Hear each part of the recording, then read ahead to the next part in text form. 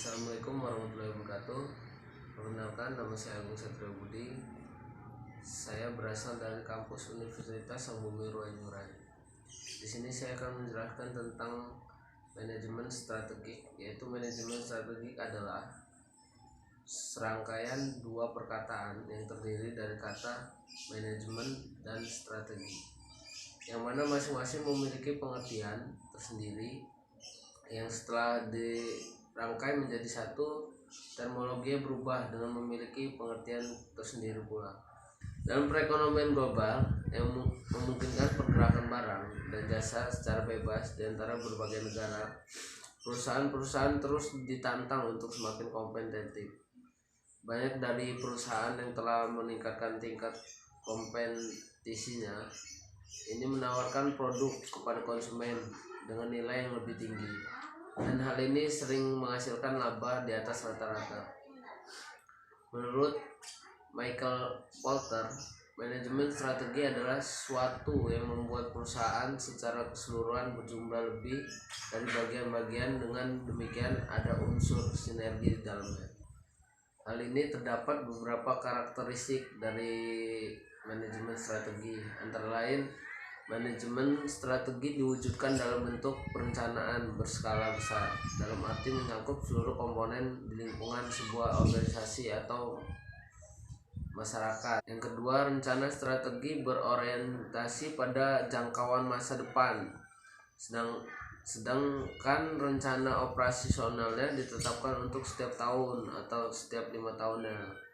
Yang ketiga, visi misi pemilihan strategi menghasilkan strategi utama (induk) dan tujuan strategi organisasi untuk jangka panjang saling acuan dalam merumuskan range time-nya. Namun dalam teknik penempatannya sebagai keputusannya, manajemen puncak secara tertulis semua acuannya tersebut terdapat di dalamnya. Yang keempat, range time-nya dijabarkan menjadi renov yang antara lain berisi program operasionalnya.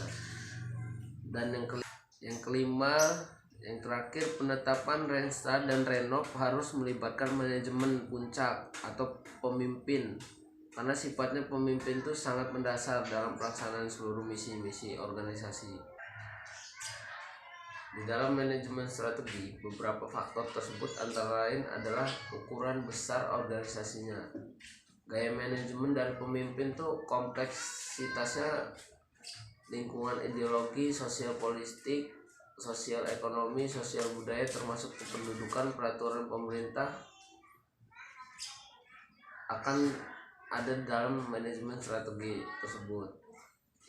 Tingkat intensitas dan formalitas itu dipengaruhi juga oleh tantangan internalnya, antara lain berupa kemampuan menerjemahkan strategi menjadi rangkaian kegiatan pelaksanaan pekerjaan sebagai pelayanan umum yang efektif. Berikut fungsi-fungsi manajemen strategi. Yang pertama, membuat keputusan strategis. Yang kedua, menyusun planning strategis. Yang ketiga, meninjau atau evaluasi strategis. Yang keempat, strategis merupakan proses dari suatu rangkaian kegiatan keputusan yang bersifat mendasar atau menyeluruh. Yang terakhir, yang kelima, seni untuk mengatur. Selanjutnya di sini kita ada tujuan manajemen strategi.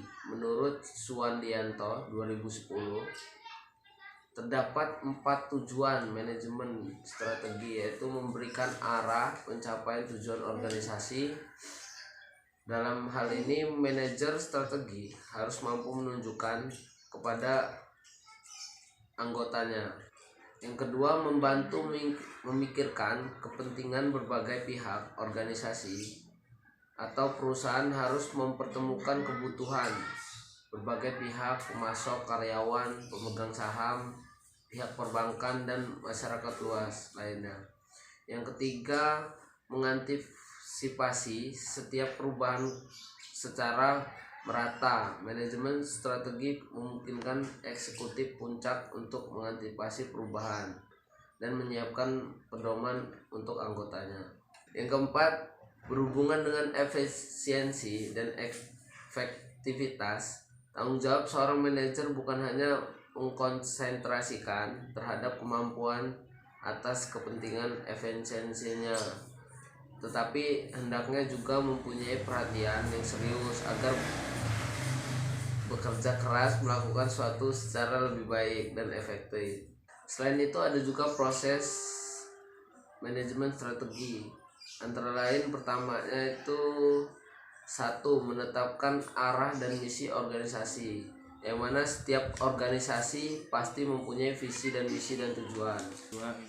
Yang kedua, memahami lingkungan eksternal dan internal, yang mana tujuan analisis lingkungan adalah untuk dapat mengerti dan dapat dipahami. Yang ketiga, perumusan strategi.